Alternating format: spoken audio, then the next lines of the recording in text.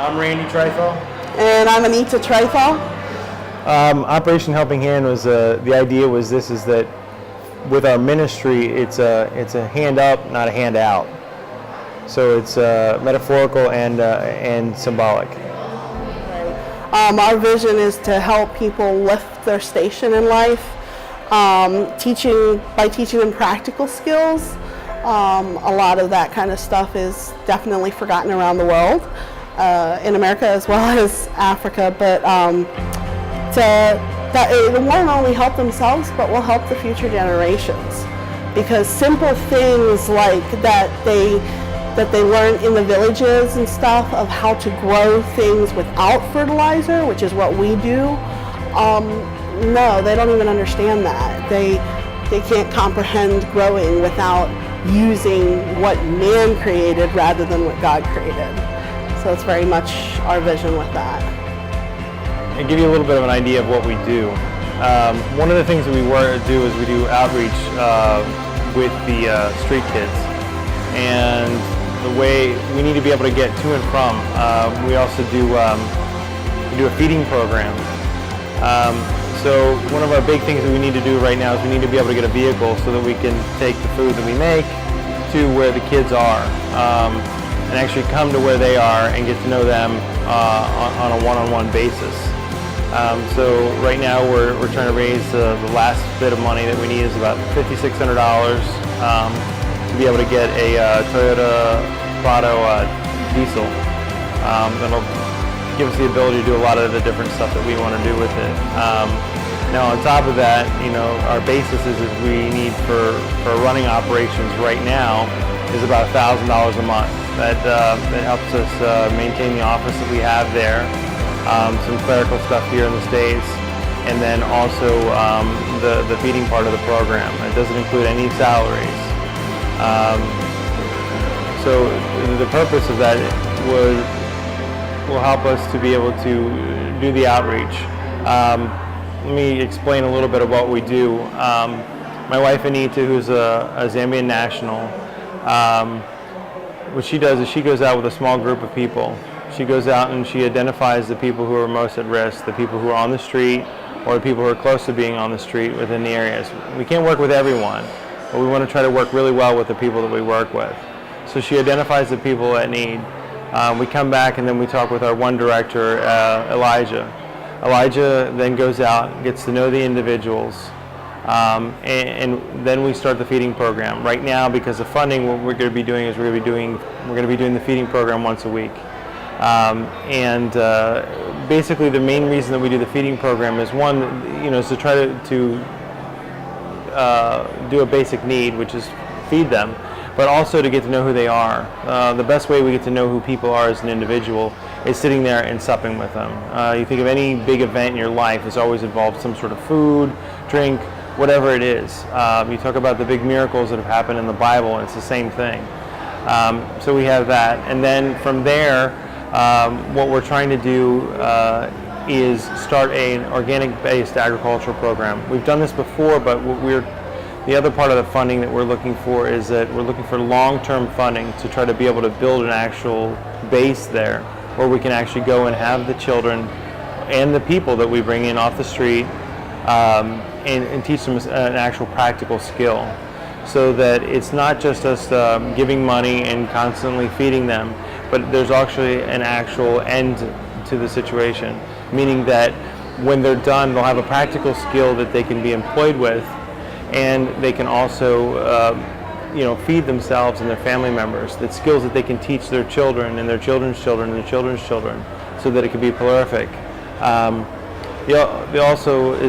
Also once we get that program up and running, we'll have the byproduct, we'll have lots of produce and we'll have food, which we can also introduce back into the program where we're doing the feeding part, and then we can expand it from being 1 day to hopefully 3 days a week, and get to know more and more people on the street.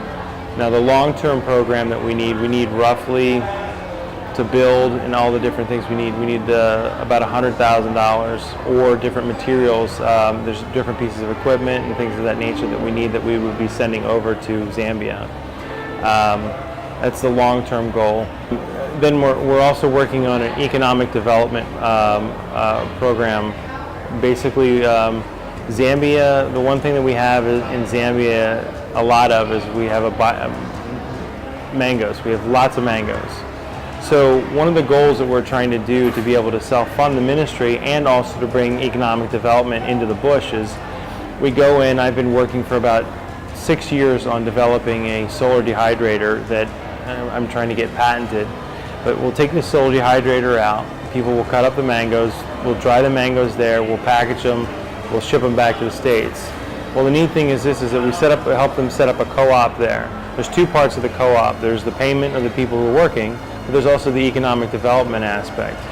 So obviously it's self-explanatory in the part that they get paid for the work that they've done. But the economic development part is neat, is because everybody who's involved gets to make a decision on where the money goes to. It's not like the chief can say, hey, I want it to go to building my house, or we're going to put it on Bob's porch or whatever. It's something that's going to better empower the community, whether that means that they buy cattle, whether it means that they put a well in, build a community center, a church, whatever it is that they choose. They choose it. They're taking the responsibility for what they want to do with it.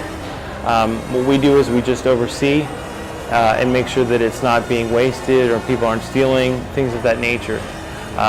It just gives them the ability to stand up on their own. But in the same aspect is that we also can hopefully self-fund the program for it. Now that program, to be able to do it, because we need to be able to send a container over with the solar dehydrators that are built. We have to build the solar dehydrators. We have to send them over. We have to buy a dump truck to be able to get in and out of the places, and then we have a few other pieces of equipment, and we need an investment of $150,000 in that to get that up and running.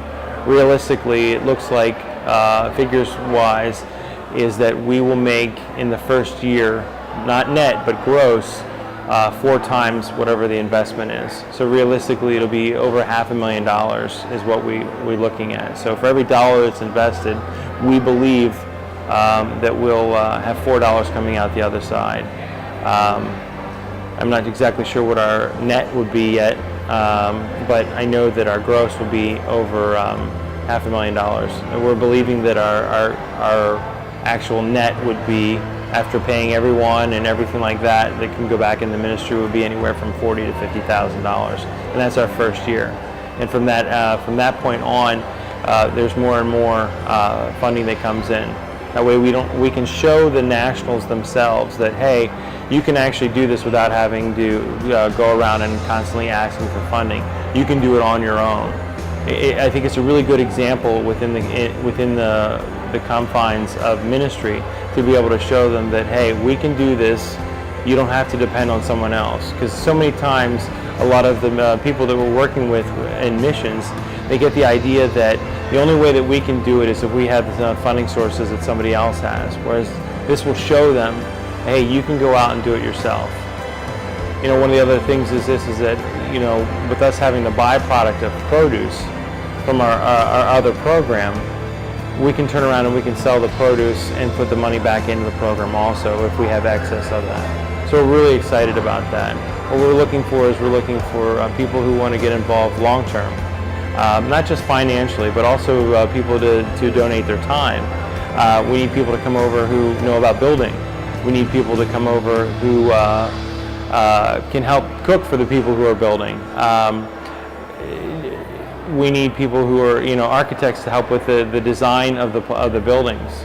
There's so many different things that we need help with, because I know a lot of different things, but other people are truly gifted in those areas, and I could probably muddle through some of these areas, but I really believe that we need to leave those areas, the expertise areas, to where God has given people that special talent. And I also talk about in partnering is that we also need people to partner in prayer. That's probably the biggest one that we need. We need people to pray for us. I'd love to see that we could have people praying for us, around the clock, 24 hours a day, 7 days a week, 365 days out of the year, just to cover what we're doing in prayer, to make sure that what we're moving forward with is what God wants us to do. And then the other thing is that people who get involved, I don't want people to just send a check. I mean, we do need finances, don't get me wrong. We do need finances, but I want people to come and see what we're doing. I want people to be invested in helping the Zambian people, not just like, oh, hey, it's a good cause, there's kids in Africa who are starving. You know, I want people to be invested in this is what's going on in Zambia, and this is why I want to get involved with that. We want people who will have a love for it, or learn to have a love for it, and get involved with it. Yeah, the big thing for us is that with our donors and anyone else is it's the relationships. You know, building the relationships. I don't want it to be just donor 15 was, sent $25. No, I want to know that Joan sent $15 because this is what Joan believes in what we're doing. Or Joan is praying for us because she knows that we need prayer for such and such and such and such. Now, one of the big things that we want to try to help people do is be able to keep their culture. Now, if people like living in the village and they want to stay in the village and they want to go with the culture that they've had all their lives, we want to try to encourage that. You know, I don't want to come there and try to make them American. Quite the opposite. I want them to be the best Zambians they can be, whatever that looks like to them. You know, so if we can bring employment into a place that is one of the poorest places in the country, and there is no jobs there, I mean, I think it's a win-win situation for them and for us. So we're really, really, really excited about that. So I'm here talking to you guys about... I'm here too. And she's here too, talking to you about funding.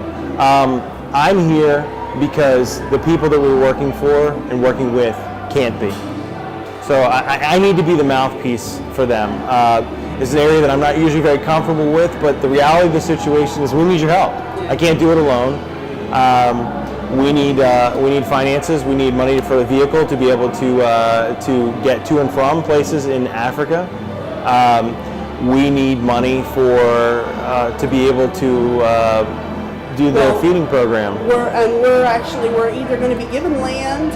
I'm still claiming we're going to be given land, or buying land when we go this time in August, from August to November. So we need prayer support for that, but we also really need people to realize like this will not happen without funds. Yeah, if we can't come up with the funds, we're not able to help these people get out of the poverty that they're in.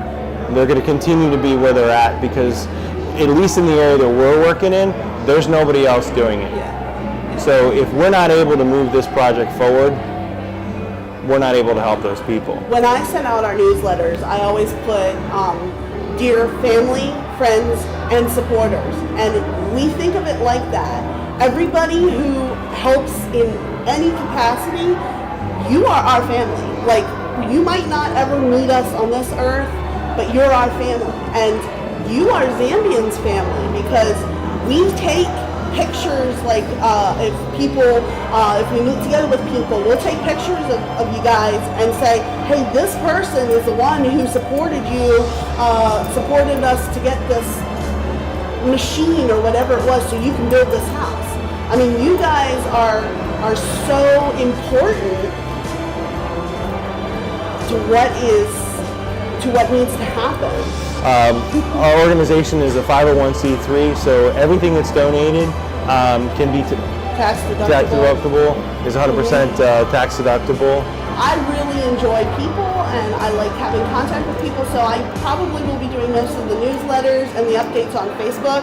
We are on Facebook at Operation Helping Hand Project Zambia.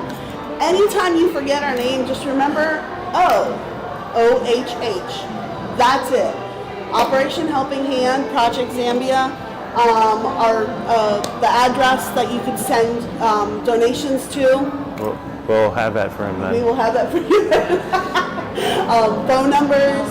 While we're still in the States, we would like to also get into speaking engagements so that we can let you hear it in person from us. I want to thank you for your time. Twatotela sana, pantuwapela, inchitaobe, twatotela sana bukwai. Oh, now you're gonna have me translate? No. Thank you very much for giving your time and just watching this and coming and hearing a bit of our hearts. Yes, thank you. Thank you.